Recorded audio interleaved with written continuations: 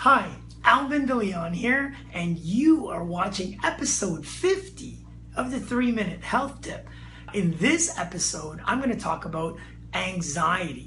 Anxiety is a very challenging topic because it's really a broad range of symptoms that we're dealing with. So first of all, when I'm talking about anxiety in this next 3 minutes, I'm going to focus mostly on not psychological anxiety where you're worrying about something that's coming up, but you don't have any real physical symptoms that manifest with that worry or anxiety. I'm going to talk more about anxiety from a biological conflict perspective. So when we talk about anxiety, somebody that's actually having a physical manifestation, heart palpitations, shortness of breath, these kinds of symptoms that actually show up with the anxiety, not just thinking about it. So when we're dealing with anxiety from a biological standpoint, somebody that's experiencing heart palpitations, that means that there's a conflict that started it all, but the anxiety itself manifests at the brain level and at the organ level.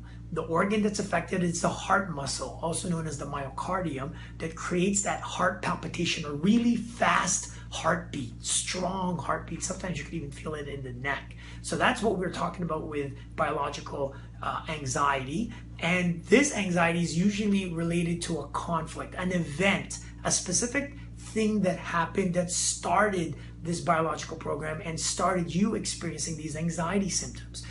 A lot of the times, just understanding what it was that started the anxiety is going to go a long way in relieving some of the fear around that anxiety symptom.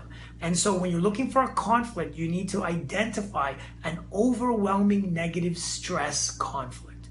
What was going on around the time that the anxiety first showed up that made you feel overwhelmed? It was too much to handle. Usually it's related to a person or people. Your boss is overwhelming you. Your parents are overwhelming you. Your children or your spouse are overwhelming you. So it's important to pinpoint what that event was. What was the unexpected thing? Was it the fact that for kids, the first time you failed an exam overwhelmed you because it really let your parents down?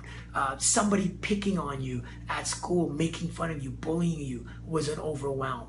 A breakup with somebody that you liked, the first time you opened your heart to somebody and it was trampled on, could be an overwhelm.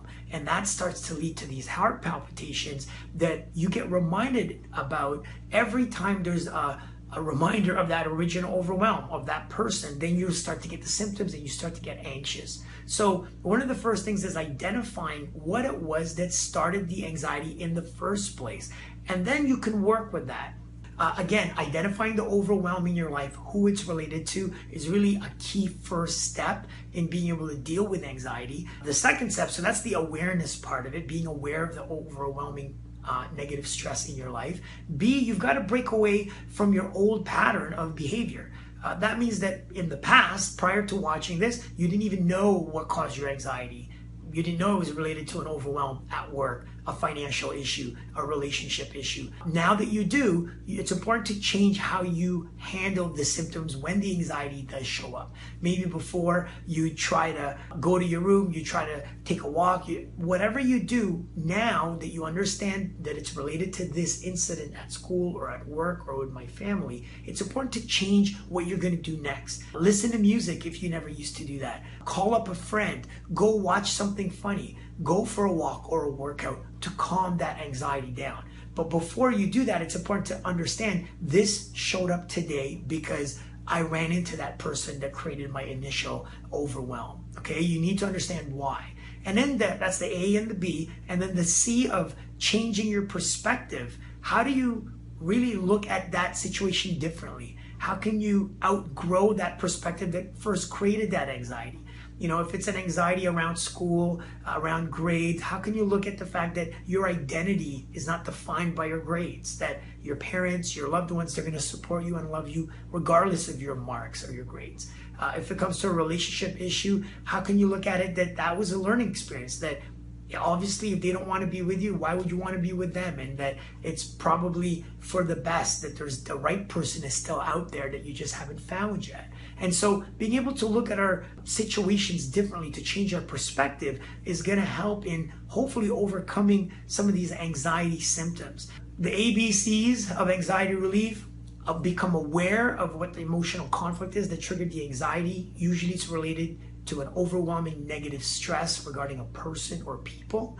B, break away from the old patterns of behavior when you get the anxiety symptoms. How do you do things differently in order to remind yourself that you're now able to handle the anxiety? And then change your perspective. How can you look at this situation differently, that it is something that you can handle, that this isn't the first time that you had to face something like this, and that you've overcome these types of situations in the past.